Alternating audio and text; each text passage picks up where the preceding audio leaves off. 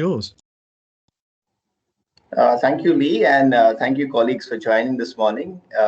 It's truly a privilege to speak to all of the brilliant minds of the future and the young leaders that are going to shape tomorrow. Is my presentation visible, Lee, before I start? Yes, yeah, we can see that. Excellent.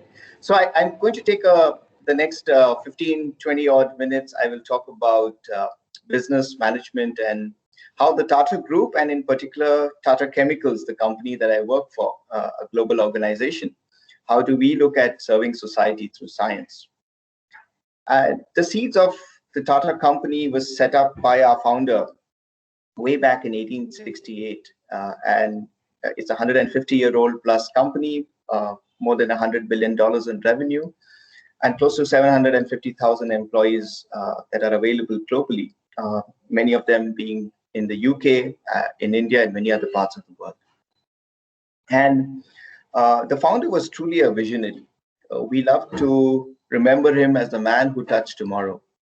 He founded for us a legacy which we carry forward every day, which is rooted in the sense that in everything that we do, we need to give back to society, and we need to keep society at the core. One of his sayings, which we hold dear, is in a free enterprise, the community is not just a stakeholder. It's actually the very purpose of our existence. And I wanted to spend the next few minutes talking about how the Tata Group has shaped this ethos and how we coexist with growth, with the demands of the world, of markets, be it turbulent times or be it good times.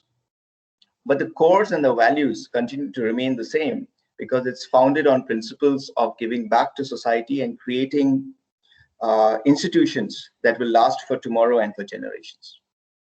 An interesting fact of the Tata Group is that 66% of this group is held by trusts. And these trusts are involved in a range of philanthropic work, ranging from healthcare to nutrition, education, social justice and inclusion, skill development, and the others. It gives all of us a lot of pride and a lot of encouragement every day, because we know the work that we do goes back to a good cause overall. At the core of the Tata Group is the value called leadership with trust. And below are some of the characteristics or the sub-values that I like to associate with as leadership with trust. And it also resonates a lot with how the group has emerged. A lot of the industries that we have set up, and we like to call ourselves from salt to software, so from retail salt right up to software. And the Tata Group is global today in almost all sectors of the world. And it is pioneering, entrepreneurial, it's resilient, and it's emergent, but more importantly, gives back to society. And like I mentioned, we are global leaders across multiple sectors in the world. For instance, we are the world's second largest IT services company called TCS, and it's rapidly touching number one. We are the world's second largest tea company. We are the third largest manufacturer of a compound called soda ash, which is sodium bicarbonate. It's a company that I come from. It goes into glass and detergents, and if you make a higher grade of it, it actually becomes a food and a pharmaceutical product. We are amongst the world's top 10 commercial vehicles manufacturer, also the top 10 steel companies in the world, and I'm sure you would have heard of Tata Steel Europe, amongst other companies that are there. We are also home to some very iconic brands, and we are very proud of the Tetley brand being part of the family, the Jaguar Land Rover being part of the Tata Group, British Salt. I'm sure some of you may have seen the brand, but it's there in everyday life, right from de-icing to the salt that goes into many of our food packaging, as well as retail salt. And finally, a product which is called Tata Salt. It's another big brand that's there in India. It reaches 65% of the urban market reach, close to about 650 million households. and that's the length and breadth of the reach of the brand. And it stands for purity and it stands for promise every single day. I'm zooming in a little bit more onto the company that I represent and come from. It's called Tata Chemicals, and it's focused on manufacturing chemistry compounds that are important for the future, primarily focused on performance materials, nutrition sciences, agriculture, and energy sciences. And it was born almost 80 plus years ago in a town called Mithapur in Gujarat in India. And today it's Asia's largest inorganic chemical complex. In fact, the place itself is called City of Salt or Mithapur, and that's where the iconic Tata Salt that I just showed comes from, apart from other chemistry compounds. That's the length and breadth of the company of Tata Chemicals, not the Tata Group. The group by itself is much, much bigger and larger. We are one part of the Tata Group. We are close to about a $2.5 billion enterprise. And as you can see, we have manufacturing units spread across the Americas, Europe, in Africa, in Kenya, and in Morocco, and a number of plants that are located in India, in Indonesia, and many of the other Southeast Asian countries which are coming up. And we also focus on innovation being very key. And if you see to the corner right side, we've got 4 state-of-the-art innovation centers that are focused on doing cutting-edge research and development of multiple products for the future. And I'll talk about some of the work that we do. A quick snapshot of the company. Like I mentioned, we're the world's 3rd largest producer of soda ash. The extent of this is such that every 5th car on the road in India, the glass would be manufactured of Tata Chemicals soda ash. And we are a large country by itself, as you know. We're the world's 2nd largest populous country and the fastest growing amongst nations in the world. The same product, if you bicarbonate it a lot more, it becomes sodium bicarb, and we are the world's 6th largest producer of that, which goes into food and pharma grade ingredients. We reach about 80% of India's arable landscape, touching 13.5 million farmers through various products which are linked to crop care and active ingredients to enhance and enrich the productivity of crops of the farmer. And we've got a nutraceuticals business that we are now nurturing, which is going to grow to scale. It's largely a prebiotics venture, which is born of the Innovation Center. I'll talk a little bit about it as we go along. And we are seeding in India the journey of electric vehicle revolution. We've already started with recycling of materials, part of our sustainability focus, but we are focused on manufacturing the lithium-ion batteries and next generation chemistries, which is going to power the future. I'm sure all of you have heard of some of the largest brands in the world now coming into India to set up electric vehicle journeys, and Tata Chemical wants to be at the forefront, manufacturing those batteries which will go into the vehicles that will run on electricity. This is a snapshot of the one of the centers that comes under me. I run these research and development centers across the country, the length and breadth. And we've got about 225 scientists that are working across multiple disciplines to develop cutting edge science. And I'll talk about how we merge management, we merge thought leadership, design thinking in order to deliver better value to customers, better value to society. At the core of our mission is called serving society through science. And that's something that every employee of the company needs to be able to articulate in what he or she does on a daily basis. And this just means not just about products that go out into the market. It's the way we engage with our customers. It's the way we think of our research and development. And it's the way we make decisions of seeding businesses for future and for scale. On the way, we also go back giving to society and creating magical moments. Here's a picture of the local artisans that we support in the community around our manufacturing plant. And it's a trade and an art that is dying. And we support the local women by giving them empowerment, opportunities and facilities to continue to nurture that craft, enable and inspire younger generations from that community to adopt that craft so that they see a value in it for scale. And we run a digital platform called Okai, which largely is linked to the name of the art that these ladies engage on. And the digital sales, the proceeds of it goes back to this community so that they will be able to have self-empowerment, financial independence, and prosper and keep the art and craft and culture alive. At Tata Chemicals, we like to believe we are a STEM company, which is science, technology, engineering, and mathematics. We feel that we were able to bring the intersection of these three right since 1939, setting up the plant right out in the remote parts of India in order to create the then salt manufacturing and then going on to become the soda ash or the sodium bicarbonate manufacturing plant. And we have been focused on a number of national issues and social problems that India was facing. It started out with the iodization of salt movement in India, where at one point there was a high incidence of goiter, and this was many decades ago. And the Tata Group came forward saying, we will bring the technology no matter how expensive it is, and we will start fortification of salt, and we will iodize salt so that it can reach every single Indian, because that's the fastest, easiest route of assimilation of iodine in the diet.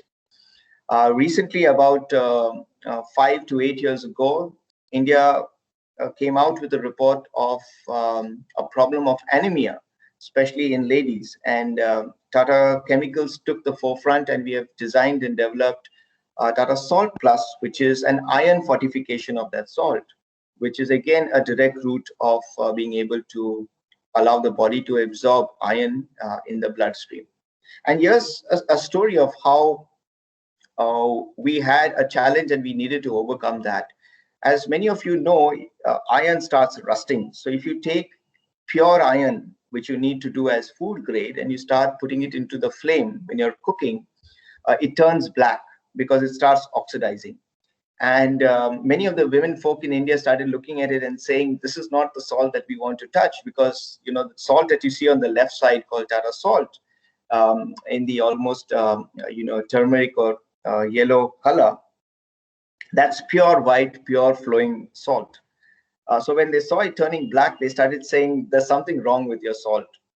And the company then had to work on trying to make sure that we came up with what's called the encapsulation technology. So we actually encapsulate the iron particles now with a film, and at the right temperature and at the right release point when you're cooking, the film will dissolve and out will come the iron, so that it can still remain as effective in the food and deliver the customer experience and customer delight that we hope for.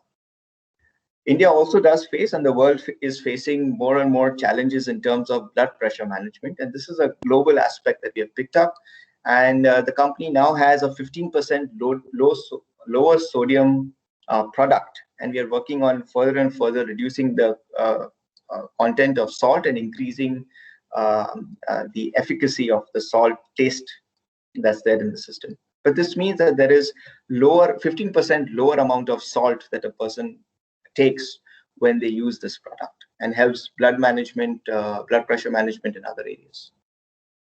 Like I mentioned, soda ash, it's also called sodium carbonate. That is the chemical name of it, but it's commonly known as soda ash.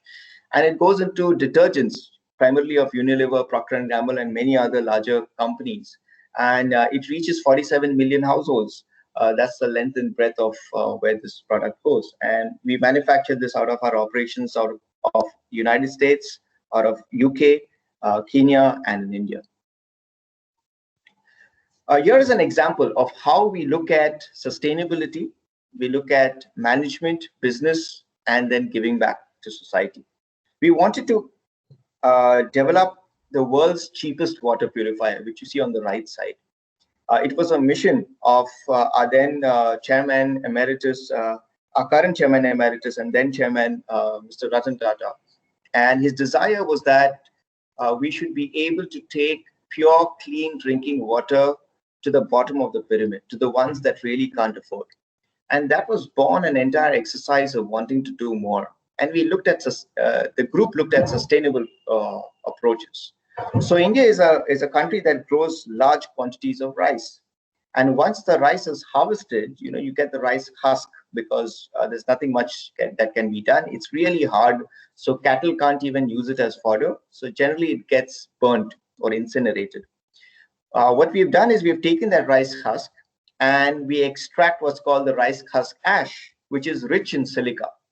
And that silica was then taken and we used nanotechnology of silver, and we've been able to create the world's cheapest water purifier. It is totally gravity based. It does not require electricity, and it matches all the US FDA standards, all the international standards for purification of viruses, bacteria, and so on.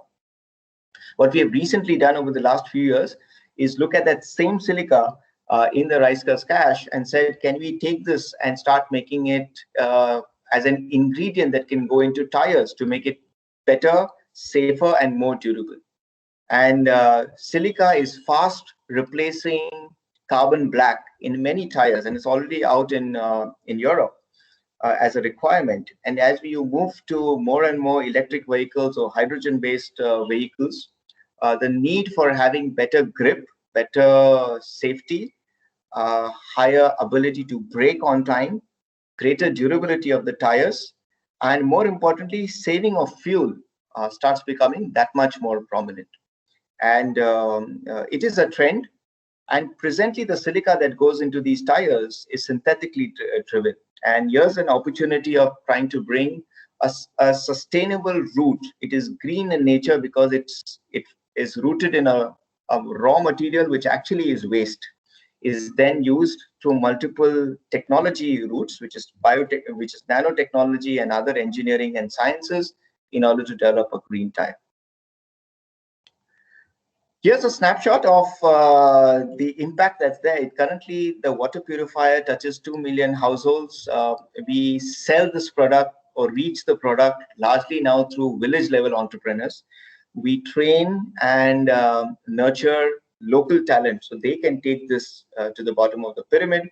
And it is amongst the world's cheapest water purifier today. It's about $0.10 per liter.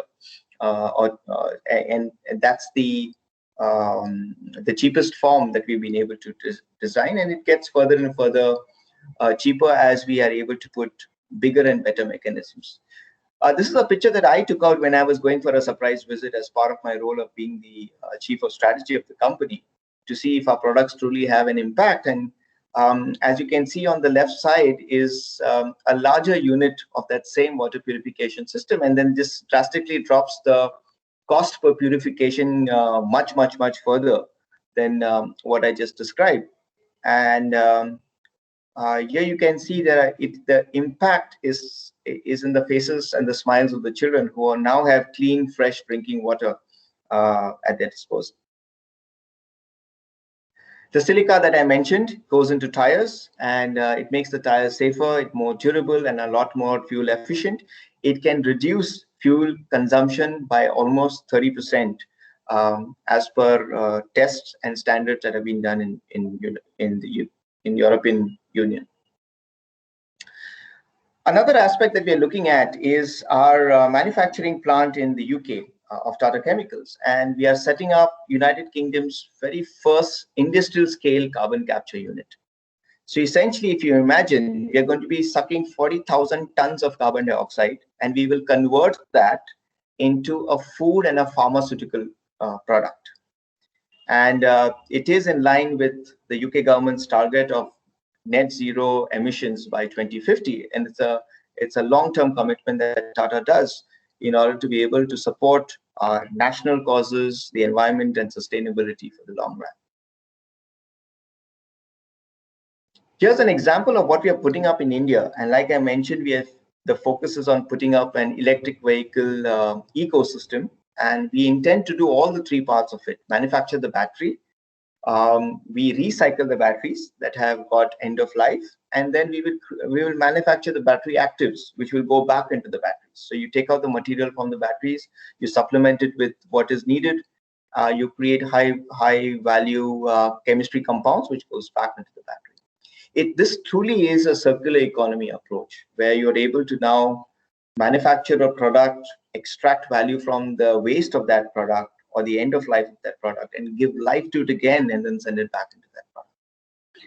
And in our estimate, while we have started the lithium recycling operations in India, we've seen that it helps reduce the ecological damage in landfills, obviously because most of these batteries will end up in landfills. It also minimizes the environmental impact of mining.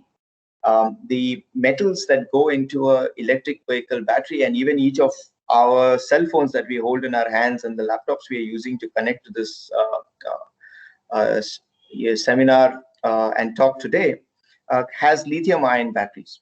And lithium and cobalt are found in very, very small quantities in precious Mother Earth, as we say.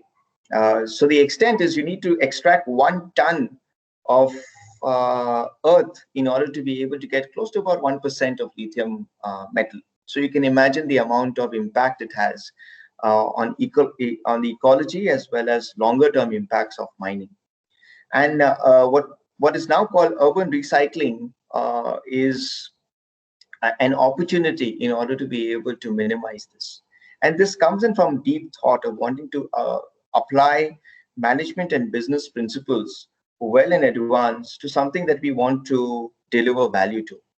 And while the lithium battery manufacturing has not yet begun for Tata Chemicals in the country, we have already started doing recycling, because we believe that the sustainability arm is much more important, and the profits will follow. What we're also doing, and I thought I'll give another example, is we're putting up the next generation agriculture opportunities in India, and it's called aeroponics. I'm sure you may have heard of this. It's also called urban farming or vertical farming, and it's picking up a lot of trend around the world. But importantly, the aspects that we are looking at is to grow high value medicinal plants in the center. And for example, let's say you take curcumin, which is an extract. It's a bioactive extract that can come out from turmeric, and directly it has a lot of applications. As you can see, it improves your immunity, prevents heart diseases, and under COVID times, it has been shown to be very effective in order to be able to combat and build inherent immunity. The other aspect is you can also extract, for example, capsaicin from chili. It's a bioactive that's there inside the chili, and capsaicin can be used for trauma management, therapeutic pain management, cancer treatment for people when they are going through acute pain and pressure. So rather than use morphine, you can use capsaicin, which is much more bio-friendly to the body and does not give long-term negative health impacts, and as well as addiction. Another part that we did is we had a nano zinc oxide business, which is currently flourishing. It goes into paints and cosmetics, largely because of its inherent properties of being a great UV blocker. But during the pandemic, we realized that it also has excellent antiviral, antibacterial properties. And we quickly did testing of that, and we were able to re-engineer and redesign that product. And now it's used in face masks and personal protective equipment with frontline workers that are fighting the COVID battle continually in the country. So how do we do it? We love to call our process as embracing the curve that sets everything straight, or having a smile on our face. But it basically is about 5 key levers that we use in the company in order to deliver. And these are founded on principles of business, of management, and of consulting. The first one being operational excellence tools. We find that being operationally excellent at par with the best in class allows us to deliver great scale and great assurance to our products. And it ranges, as you can see from the description. Some of the names, for example, Abhinav Mela, it's localized, so that our people on the field will be able to associate with it. But most of the others you will be able to recognize.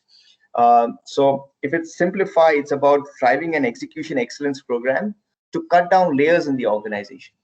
And our view is that work should not flow from one phase to another. Work should just happen. So if there is a process that takes 8 or 12 steps, we ask saying, why can't this be done in 4 steps? And that's part of the simplification approach. It's about trying to make things simple, make it agile, so that the organization can become a lot more resilient and a lot more emergent in times to come. There are other areas that we use. For example, the ones at the bottom, which you see called Operations Excellence Convention. It's about celebrating the operations improvements that our colleagues have done across the globe. Abhinav is literally, it stands for innovation or creativity. It resembles primarily the phoenix, and it's designed for the sales force because we need to constantly make sure that we are battling competition. But the core of the Tatas is to make sure that when you battle competition, you do it ethically in the marketplace. And this is a platform where we recognize the fact that our sales teams were out there. Despite an onslaught from competition, we have held our ground and we managed to do well, keeping the standards and the ethics of the Tata values utmost and close to heart. Incotech is a culmination of innovation that would happen across our sites, collaboration between the sites, leveraging various kinds of technologies. And some of the examples that I've spoken about are basically that. It is about bringing many teams together to co-create. Another simple word for this, which many of you would have come across in your program and studies, is open innovation. And that's basically what we do here. But essentially, it's about bringing business logic, management acumen, and a sharp understanding of what we would like to deliver in the future, linked to the fact that it needs to serve society and it needs to give back to the communities that we operate. Here is an example of some of the customer-centric tools of how we try to get a better understanding of what the customer needs are and how we can get closer and design better instruments for the customer. If you see the portion in green, we have a process of customer innovation where we engage with the customer better and closer. And here's the approach of trying to go and understand not just the stated needs of the customer or the latent needs of the customer. It's about trying to ascertain what could be the next wave or the emergent needs of the customer for the future. And that's how most of our products get born. The stage and gate has been an excellent process for us. We've been able to crash our new product development cycle time. That's what NPD stands for, from 200 days to 50 days, which means every 50 days, the company has now a capability to roll a product out in the market, from concept to conceptualization. The other aspects, I think, are pretty self-explanatory. We have got a platform that focuses on strategic initiatives. We're calling it LEAP, which is lead, engage, aspire, and perform. As all good organizations, we need a war cry or a burning platform in order to be able to harness the minds of our people towards a particular cause. And people love when you have a slogan that they can associate with and they can describe the work that they do. Spotlight is a focus that we have of competitive intelligence to understand what competition is doing globally as the world changes. Beacon is an aspect of getting closer to understanding how we can deliver impact in our society, be it skill development or biodiversity, healthcare, and empowerment, like I mentioned. And Okai links back to the artisan trade that I spoke about. And today, about 600 rural women artisans are linked with this craft. Within the core of the organization is harnessing and empowering our people. So we value ideas that come in from people. Around 3,000 ideas gets generated every year with about a 25% implementation rate. It keeps getting tougher and tougher because it's no longer low-hanging fruits. These are all higher and higher implementation. Some of these ideas take at least 12 months to 18 months to implement, but they have long, far-reaching effects for the organization. There are other tools and platforms that we use at various points in time, like holding a K cafe, where we bring high energy colleagues together, and they talk about various issues that are facing the organization or facing the world at large. and they generate ideas, and the company puts a bet around it, and we back that by resources, by R&D, or by collaborating with world-class institutions in order to deliver on some of the thoughts or ideas that our colleagues have. Here's a quick snapshot that I thought would be interesting to showcase. And if you look at the bottom part of the slide, you've got cost savings and profitability. You've got focus on process, customer, innovation. And if you map that right from the journey of 1954 until our aspirations of 2025, the company has at various points in time launched multiple programs, trying to ensure that there is a true balance between the four pillars that are articulated, and that gets harnessed as knowledge management and innovation. So here comes a culmination of trying to bring operation excellence so that we run world-class manufacturing, world-class retail, and world-class supply chain operations.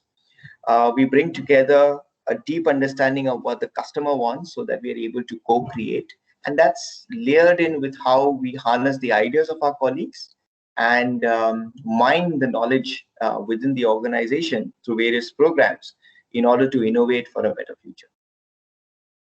Like I mentioned, we do collaborate with the best in class across the world. This stretches right from the United States on to Australia and all the major countries in between. Any R&D institution or world-class institution that has cutting-edge, next-generation technologies, we believe that we need to work and engage with them in order to be able to bring many of those to fore, and many of those for the benefit of society at large. Finally, our spirit is nurtured by our people. This is a picture of our colleagues who operate out of Tata Steel in the United Kingdom. And we continue to serve the nations in which we operate. We are focused on giving back to society in these trying times of COVID. With that, thank you very much, and I'm happy to answer questions and share experiences as you desire. Thanks a lot. That's brilliant. Thank you very much, Richard. We haven't had any questions appear in the chat, so if you do have questions, please type them into the chat now. Oh, blimey, we have had one. Hello, and thank you for the informative presentation. My questions are for Dr. Richard Lobo about electric vehicles. Does Tata Group manufacture each component of electric vehicles, or do they purchase some of their components from third-party companies? That's the first question. I'll stop there and I'll let you speak a bit, then I'll come back. Yes, so thank you for the question. In India, we do have two variants of electric vehicles right now, and they're extremely popular. There's a long wait line for these vehicles. Like any automotive manufacturer today, most of the core of the technology needs to vest with the company. So what kind of electric vehicle, what's going to be the range, what's going to be the charge level of it, what's going to be the features and the design of that automotive vehicle, including the design of the car, the experience and the feel of that car, all of that is the proprietary of the company. So that would be for Tata Motors in India and Jaguar Land Rover globally. Jaguar also does, and Land Rover is also focused on electric vehicles. And the other components would come in from world-class partners. Presently, the battery, it comes from a world-class partner. The Tata Group does not manufacture the electric vehicle battery, but Tata Chemicals is focused on putting up the electric vehicle battery manufacturing plant. And other key components would need to come in. For example, the electronics that needs to go into the car, the seating that you need for the car, and so on. There are world-class organizations that we partner with in order to be able to bring the best in class.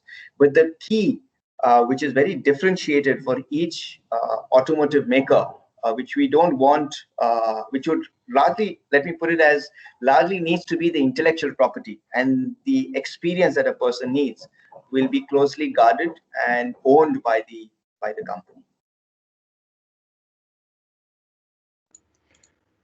That's brilliant. Thank you, Richard.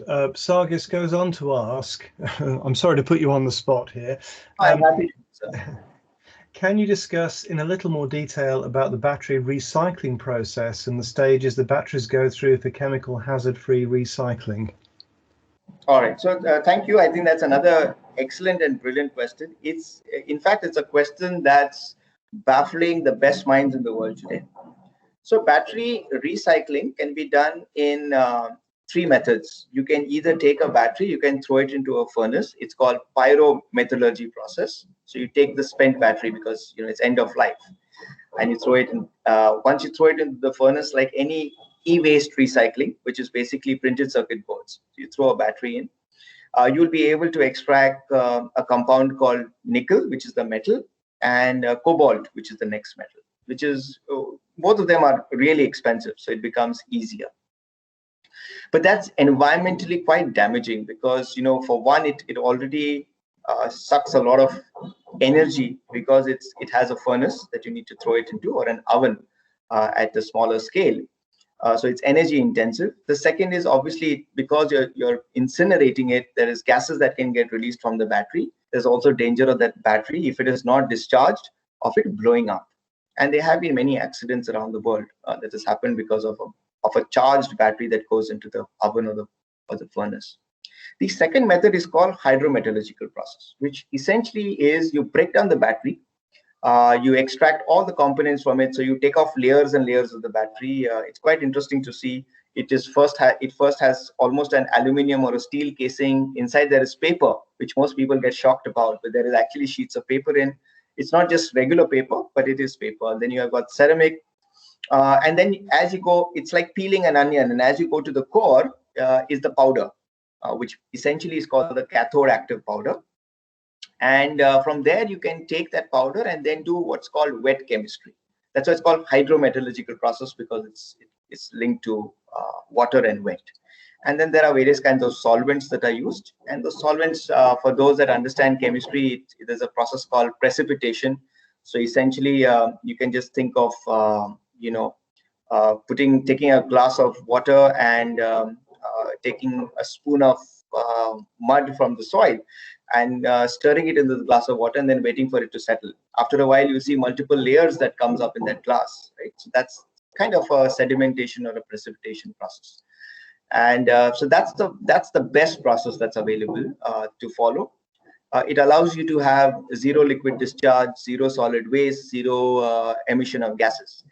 The downside of it takes a much longer time. That's the downside. So those that want to extract these metals at a faster pace and don't have patience goes for the pyro method, but the ones that can wait will do the hydrometallurgical process. At Tata's, we do the hydrometallurgical process. We believe that's a lot more humane to the environment, and we are in no hurry to take off those metals. The third aspect, which is there, which is an evolving aspect today, what companies do, and this is research that's underway, they don't break the battery at all. What they do is they say, let's repurpose the battery. So you try and identify which cells have gone bad, which cells are good. Those cells that are good from the electric vehicle battery will be packaged together, and then it can power, let's say, a rooftop solar system. It can power a forklift if it's bundled well together. So those are the batteries which are repurposed, which are good. Then there are the batteries which are not so good. What they do is they do the same process of breaking down the battery as a hydrometallurgical process, peeling the onion. They get to the core, but instead of separating out each metal and sedimenting it, they inject it with more material. So they try and identify what has got destroyed between that metal. They inject it with much more metal compounds, and they polymerize it. It's a process, and they send it back into an electric vehicle battery, or maybe a cell phone battery or a power bank battery, depending upon the quality. So these primarily are the three ways in recycling is done around the world today. The pyrometallurgical process is about 60% of the market. The rest, 40% of the market today globally is using hydrometallurgical process. And the last process that I spoke about is still in the research and development stage. It is about close to about 0.5 or almost negligible today as a market. I hope I've been able to answer that question. I'm happy to elaborate further in case required. I'd say that was a pretty comprehensive answer, actually. Thank you. I've had another student ask a question. I'll come back to Sargis in a moment, and that was, what would be the process to apply for the job in the UK, for a job in the UK? I am an Indian national. Will the company sponsor if we do get a job in the UK? So thank you for that question. Post my session, my esteemed colleagues Ria and Ankana will take a session, and they will explain the process that we have across the Tata Group. If I could request. Any employment related questions we'll be happy to pick up. So if there's anything business related, Dr. Richard would be able to pick up, if that works for everyone. Yeah, that's fine by me. There's one more business related question, and this is a big one, so I can't I don't think they've appreciated quite how wide this is. I would like to know about Tata Group's strategy and how they increase the popularity of electric vehicles, sales of electric vehicles, and compete with companies such as Tesla or other major vehicle manufacturing companies. Excellent. That's quite a big question.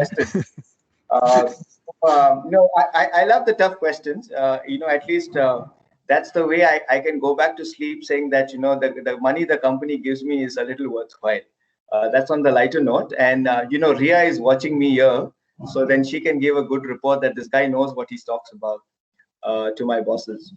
But that's on the lighter side. I think the question that you've mentioned is excellent and brilliant.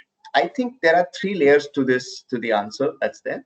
The first, at a global stage, there is no denying that electric vehicle run either on the lithium-ion batteries or run on solid state, which is the next generation chemistries, or hydrogen is the future. The world needs to move in that direction, and it is moving in that direction.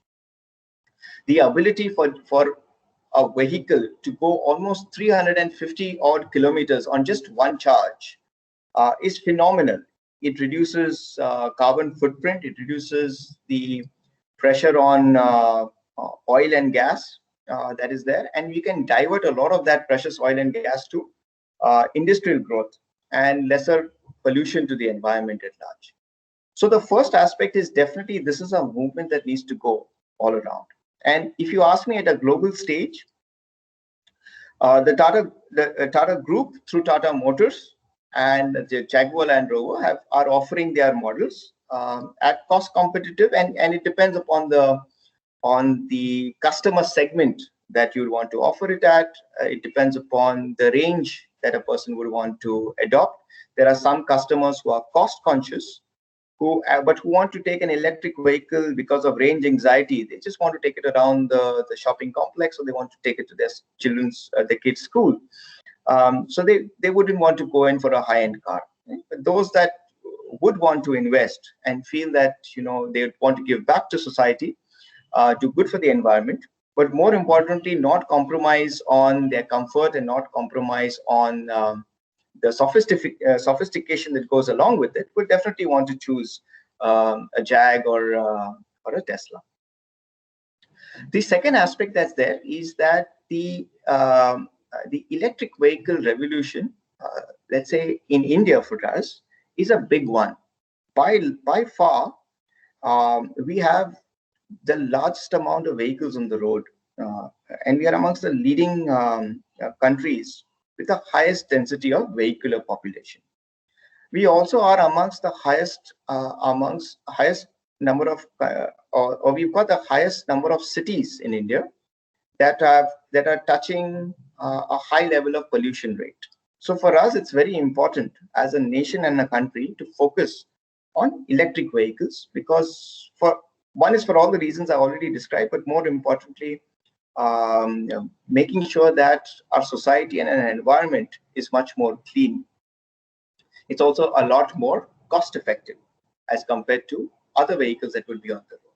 So the focus of the Tata Group in India is broadly to penetrate as much of the market in the electric vehicle journey. We want to be a market leader there, and we are a large market. We are also the world's second largest populous country. So there's a lot that goes hand in hand between the two of them. The next aspect that's also there is, electric vehicle batteries, when it's manufactured, also lends itself for storage of renewable energies or grid power storage, because when you generate electricity, you need to store it somewhere, and large scale lithium batteries allows you to be able to do that, and you can then have electricity on demand. So there is, beyond the aspect of just the electric vehicles, there's also the other aspect of energy storage, which this initiative and journey can embark upon.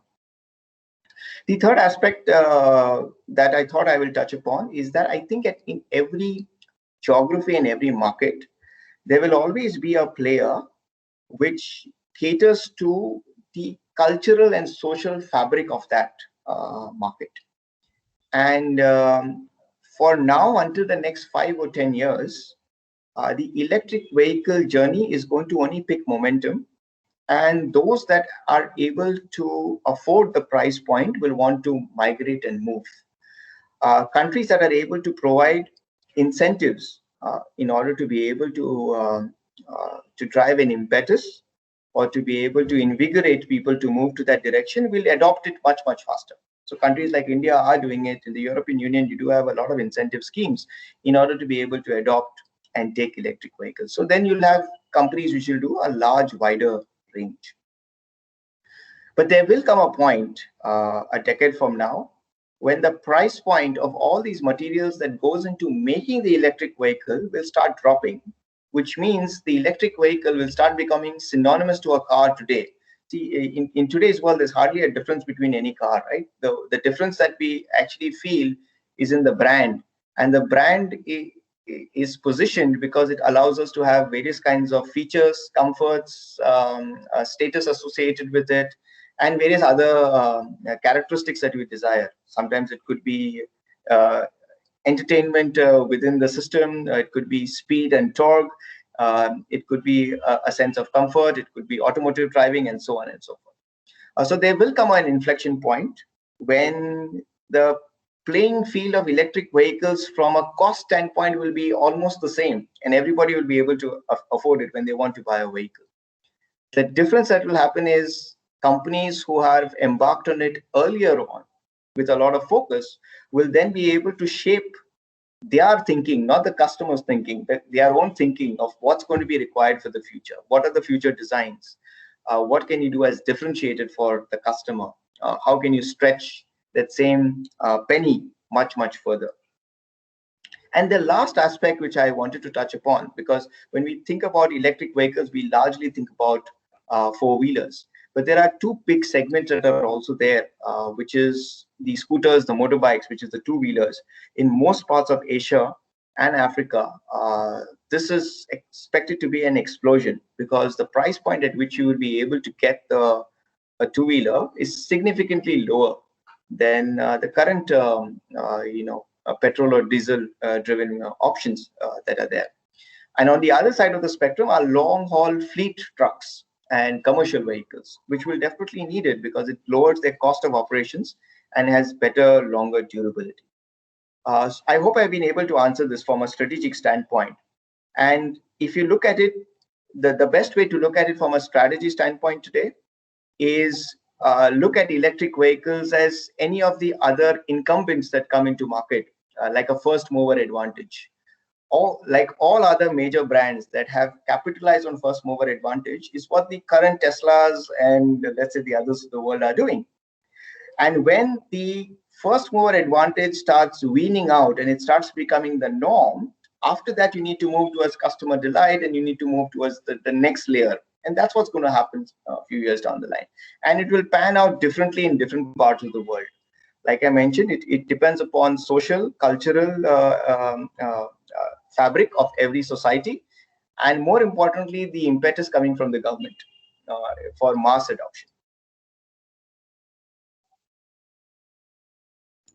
Thank you. That again, a really great, deep, comprehensive answer. There were no more questions actually about the business side of things. I have the one HR one about the process of job application. From my point of view, I was really quite amazed at the cheapest water purifier that Tata produced, because I had no idea that that you guys did that. And that to me is enormously important. There are so many people that die every year purely because of a lack of access to drinking water. That's the most remarkable thing. And is that something that Tata does for profit, or is that purely at cost as a gift to humanity, for want of a better expression?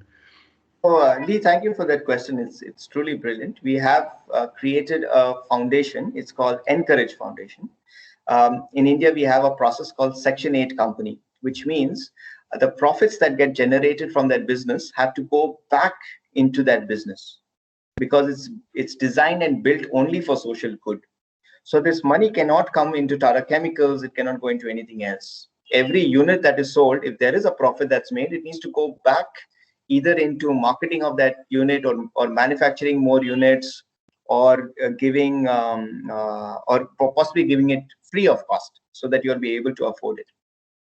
The other part that we've done is we don't employ our people now on it. We've got a team, a small management team that is focused and dedicated to that foundation to run the day-to-day operations. But the sales force on the ground are village entrepreneurs. So we take youngsters who are looking out for a good job but don't have the right opportunity. We give them skill development. We train them on how to sell the water purifier, and they go around in their villages trying to sell this water purifier. So in one way, it reaches the last mile, and the next way, there is employment and livelihood right there at the villages. And we've been able to make sure that the product goes, keeping it at a price point which is just above cost price. So that price point allows the village level entrepreneur to make some money. And that's how it can go back to society. Oh, it's that was a remarkable thing. I never knew that you guys did that, and that is world changing. It's literally millions of people every year die through a lack of clean water. That is world changing. That's fantastic. The student Sargas, who asked the other questions, has just commented, "Thank you very much for the answers, and sorry for the very long questions. All the answers were in depth and helped me to get insight into the subject. Is it possible to contact Dr. Richard Lobo after this session if we want to?" Absolutely. Happy to engage with all the colleagues. I'll pass on my email ID, and I'm happy to have as detailed conversations as required. That's brilliant. Thank you so much. That's been, well, I feel enlightened, and the work that Tata's doing is genuinely world changing in every aspect that it's up to. And as I said, it does everything, and it's good to see the social and ethical aspect behind it as well. Thank you so much, Dr. Richard. Very much impressed. Thank you, Lee, and thank you, colleagues. Over to you, Lee. Thanks. Okay. The only other question I had was the one from the student about visa sponsorship. And I think Rhea was thinking about picking that up. Yes, happy to. Okay. So essentially the way this works is that we've got two sort of paths of employment. So one bit is definitely within the sphere of, applying for a full-time role. So that is one aspect that you could basically reach out to. And for that, you need to essentially reach out to the UK team. What we also do run is essentially an internship program, which is a group-wide program. And for that, we basically are looking at students who are currently pursuing their degree or have just finished their degree, therefore would have the 1 year or 1.5 year post-work visa available with them. So if you're looking for a full-time job, we can definitely put you in touch with the UK team who would be recruiting for full-time roles. Does that answer the question? It does for me. I'm just waiting for the student to respond, but yes, it does for me. Yes. Thank you for that. Most welcome. So just a time check, Lee. So how much time do we have? We have officially 3 minutes, but if you want to speak for a while, it's fine. There is no one's going to pull the shutters down on you or disconnect you or anything like that. So if you want to talk about recruitment, that's fine.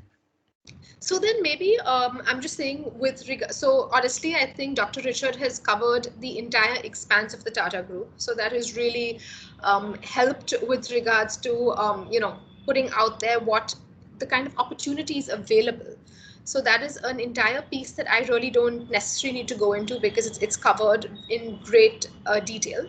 So if there are questions, happy to take it on, or if you'd like me to run you guys through what we have on offer for Tata Global Internships, happy to go that way either. So I leave it up to y'all to let me know which way you would prefer, and I can be as quick as you would like me to be. There's no more questions appeared in the chat, so I think if you could talk about the Tata Group internships, be very helpful. You can take literally as much time as you like. There is nothing that will terminate you other than your own time constraints. So please talk really about them. Sorry, Lee, just a question actually. This is Please. Prerna. It's just the continuation of the last question about the sponsorship. Yeah. Could you please pass on an email ID or somebody that I can get in touch with regarding Sure. the UK? Yeah, thank you. So that's something we would do. We would share Dr. Richard's email ID as well as the UK recruitment team's, contact details. Okay. Another question has actually.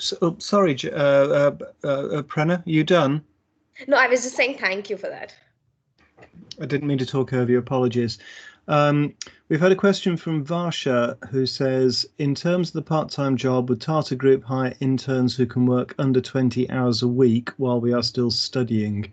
I'm assuming that would mean in the UK, but I don't know. So to be honest, for this year, we are so this year and actually the next year as well, we are definitely looking at a combination between the entire aspect of a mix of digital and physical internships.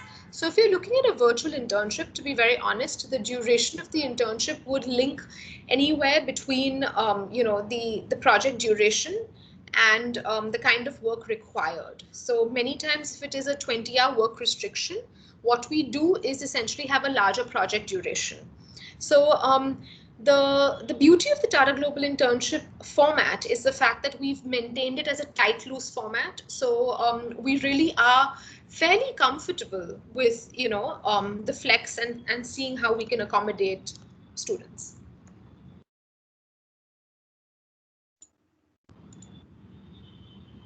There's been no follow-up, so I'm assuming that deals with the question. Thank you very much. If you want to go through your presentation, that sounds a good way to go, so you give everyone the context of how things work. Sure, sounds good. So very quickly, we will just go ahead and talk about what Tata Global Internships is. We've got a fair number of slides which talk about the entire Tata Group, so I'm going to brush past that because honestly, Dr. Richard has covered pretty much everything that there is to say, and honestly did a fantastic job, way better than what we would normally do. So thank you for that. Basically, over here, what we're really putting out there is the fact that everybody is an explorer. Now, given the fact that we have this pandemic which has just hit us and pretty much we're still dealing with this, it is not just students who are sort of finding their ground. A lot of organizations are on the path of innovation. They're discovering new normals. They're looking at basically converting this entire situation into an opportunity. So honestly, it is a dual journey, and both organization as well as students are on it together. And that's something we would love to highlight. We do have 3 stories about the Tata Group, which I will quickly just run very, very quickly through. So when we talk about, epidemics and pandemics which have hit the universe, the Tata Group from its inception has essentially pretty much helped the country, the governments, and as much as possible the world combat it. So we always say society comes first, and this is true in terms of what Richard brought to the table. It is true in terms of all 10 different sectors that we function in. Richard used the term salt to software. We say automotive to artificial intelligence. So as you're aware, we function in 10 different verticals. You guys could go ahead and check out tata.com, which will show you 10 different verticals. And we've got business opportunities and project areas across all 10 verticals. These are just a few stats which talk about the Tata Group in terms of our length and breadth, where we are pretty much in across all countries except Antarctica, is what people say. The revenue now is actually over $115 billion. We've got 700,000 employees. We are the most valuable brand globally. And, we've got acquisitions across. So again, over here, very quickly stating in terms of the number of companies across the entire globe. So many people perceive the Tata Group just to be functioning within India itself.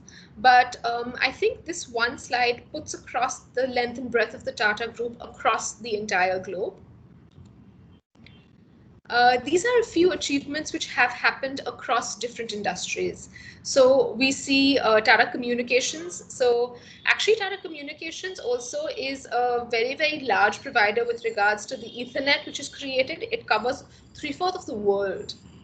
We have TCS, which is pretty much almost, it's currently overtaken your Infosys and IBM. We have Tata Global Beverages, which is essentially Tetley tea. Richard spoke a lot about Tata Chemicals. We've got Tata Steel. So they essentially created aspects like the Burj Khalifa and things like that. And Tata Motors is also involved in your EVs. It's involved in your commercial and your passenger vehicles. So we've got stories over here in terms of how the Tata Group essentially have truly taken a detour to change the lives and how they've helped essentially during this pandemic. So what we essentially did is the entire the Tata automotive sector in itself, they re-engineered themselves. So how did they go ahead and re-engineer themselves? They basically ensured and supplied transport of multiple aspects, be it your PPE kits, be it your help in manufacturing your ventilators, your 3D visors. So anything that was required for the pandemic and to help, essentially the pivots were occurred, engineering pivots were occurred to help manufacture these bits. The impact is massive. I'm just going to leave this here for a second for you guys to sort of imbibe the numbers that we are looking at in terms of what we could do with just one of our multiple businesses impacting and helping during the pandemic. We had JLR vehicles actually also, respond to emergency responses. So a lot of people are quite enamored with that as well. The next bit is essentially a TCS story, which is a Tata Consultancy Services story, where we basically said that during the entire lockdown, we never allowed learning to stop. So how do we remove boundaries to learning? So essentially what happened is we created this entire platform and a digital experience to help in education. So we had multiple schools and colleges signing on to essentially a TCS ION platform. And the beauty of this is that not only do they provide the platform, but they also went ahead and provided training for teachers to teach them how to engage with the platform, because most teachers weren't equipped to function in a virtual environment.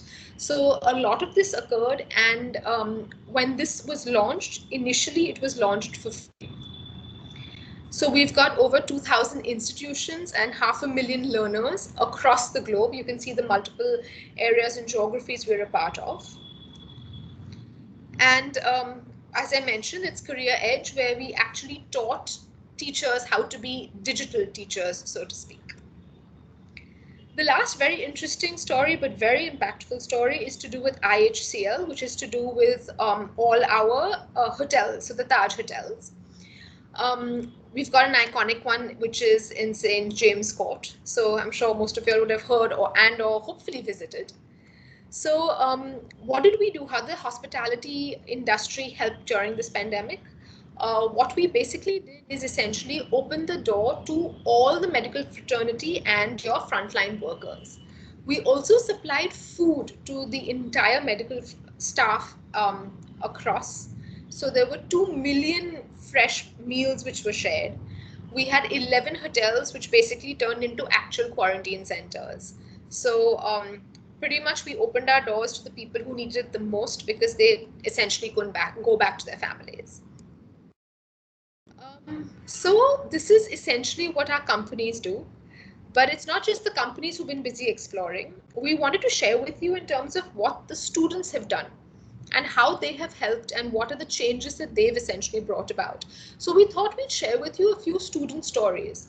And that really just, I would guess, hit home for you all.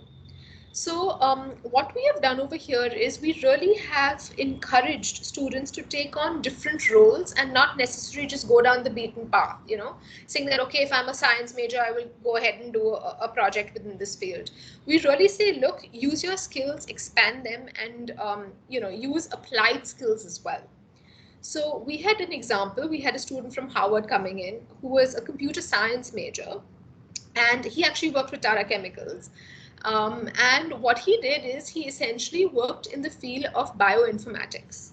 To be honest, he did not know what bioinformatics even was, but essentially he honestly put his head down, researched. He used his skills gained within the computer science background and applied it to bioinformatics. And genuinely, this has actually opened up an entire new world where he's picked up bioinformatic courses. So very, very interesting space. And he actually has written multiple testimonials in terms of how this experience has opened up a new world for him. We have a girl who was from NUS, which is the National University of Singapore, who's worked with Trent. And this experience actually led her to start her own little entrepreneurial sort of initiative. So she had exposure within the retail fashion industry within the Tata Group, and she went ahead and set up her own thing online. We have a person from the Manchester University who essentially worked on the entire space of sustainable agriculture, and he essentially used this as a part of his dissertation even, and honestly he has shared it with his governments and is getting huge accreditation for it. So this is what we mean. We really say that, like, when you join the Tata Group, you're not going to be doing mundane internships, which are pretty much, your paper pushing internships. You truly are expected to put in that extra 100% and explore uncharted territories. Many projects are white spaces, and we would expect you to give it structure, to give it new thought, and genuinely to think out of the box. So these are aspects we'd be looking at from your end as well. These are a few project areas. So the areas really range across. So be it finance, strategy, brand story. We actually had a project on one of the areas Richard was talking about, which was aeroponics and hydroponics. We have marketing, consulting. So, I mean, honestly, guys, you name it, and there's something out there for you. Just a few aspects in terms of the nuts and bolts of it. You have an internship which ranges anywhere between 6 to 12 weeks. It depends on the duration of the internship and the amount of scope of work. Currently, we're looking at virtual internships. However, in the year of 2021-22, we'll be looking at a mix of virtual and physical internships. And we open our doors to pretty much any educational degree. So we do not have any barriers over here. Just the project work and things like that, we really do everything we possibly can to sort of build memories and build bonds. So we've got a lot within the entire engagement aspects of it, where we have interns engage and interact with each other. So last year we had around about 60 odd interns engaging, and all of them got to know each other. They all function in different companies. They got to know about different organizations. They got to know about different kind of project work available. So they really built a network amongst themselves. We've got various other engagement activities. We've got an entire piece which is essentially a mentor connect. So an individual can essentially, literally, it's like a wish list where you can say, hey, I'd like to speak to a person from this industry doing this kind of work. And largely within the Tata group, we pretty much normally always have a solution or a person who can go ahead and provide and is already within this field. So we go ahead and set up mentor conversations where you can just have a conversation which is a fairly large, broad conversation. These are normally senior leaders, as you can see available over here, who connect and engage with you. So we definitely build bridges. Our bridges are built through virtual experiences, so you will understand and get to know a little bit about India and its culture. Application process, it's honestly really simple. It's pretty much a 3-stage process. There's an online application form, you have an asynchronous interview, and then you have a final business interview. So these are the dates which are available out here as we go ahead. What is included? We essentially have a very small monthly stipend. We have a lot of learning content and a world of work, play, and explorations. So this is essentially all that we have about Tata Global Internships. I'm just going to leave this up over here because this has the link for applications, and if there are any questions, we also have an email ID available that you guys could essentially visit. So this is what we basically have to offer for Tata Global Internships. Thank you very much, Raya. I'm just typing the URL from that slide into the chat so students can click on it rather than global. We're happy to paste it for you. We can do that. Oh, if you can do that, that would probably be Sure. more accurate than my awful typing. I've done my best anyway. Thank you very much. On the date slide, you actually had a closing date of December 2020. Has that now moved on as we're in 2021? No, so essentially what happens is that we have summer intern. So when we say closing date, we have closing dates for specific sort of sets. What tends to occur is that when we're looking at our intake for this current summer, we are in the phase of still interviewing students, and the interview process will go on until, like, I mean, Feb end, you know, sort of a thing. So the doors are still open because we are interviewing until end of February. We do have, so the way Tata Global Internships work is it's a rolling based application process. We have a very, very large number coming in the summer duration. The summer duration largely is all the way from May up to, like, you know, June, July. It's basically when students go on their summer breaks. So that's the main intake. However, it is a platform where we create, where we basically have projects coming in on a rolling basis, and if students are available, we map them. So, you know, that's largely what we look at. When we say applications closed, it's largely for the main summer bunch, so to speak. Perfect. That makes a lot of sense. And if I put your email into the chat for students, are you happy for that to happen, or would you rather I didn't do that? Is there like a HR general inquiries box you'd rather I used? We do have a, I'm just trying to, for some reason, I cannot access a chat box. I don't know why it is, but if you spell it out to me, I will type it in the chat for you. Sure. So we actually have an email ID, which is a Tata Global Internships email ID. Yep. So it just says Tata Global Internships at tata.com. All one word, Tata Global Internships at tata.com. Okay, right. I've put that in the chat for all of the students. The only question we had directed at you was the one around sponsorship through UK visas, which you dealt with before you started to speak. And we appear to have had a couple of technical issues while you were speaking, but we have a recording which I'll make available to all of the students, and the students who had problems can now access the chat. So I'm just talking a little bit to give them a few moments to type any questions that they have. But that was really helpful. Thank you. And I think there's a couple of things for me which I'd like to re-stress, which was, for me, the ethics of any employer are extremely important, and the nature of Tata's trust structure and the other items that Dr. Richard was talking about, to me makes this a very, very desirable company to speak to and apply to, because it's doing ethically the right thing. And I think that is very much worth stressing. Oh, hang on, I've had another message just pop in.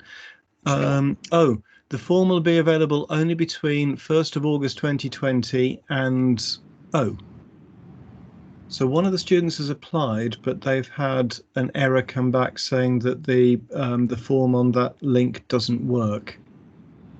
Just ask them to write into us and we'd take that. So not a worry at all.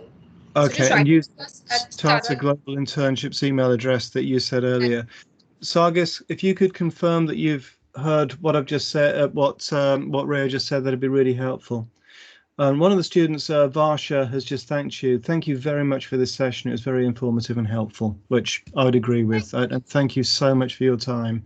And what time is it for you? It must be the middle of the night or something ridiculous. Well, I mean, it's not too late. It's around about 8:15 at night for us.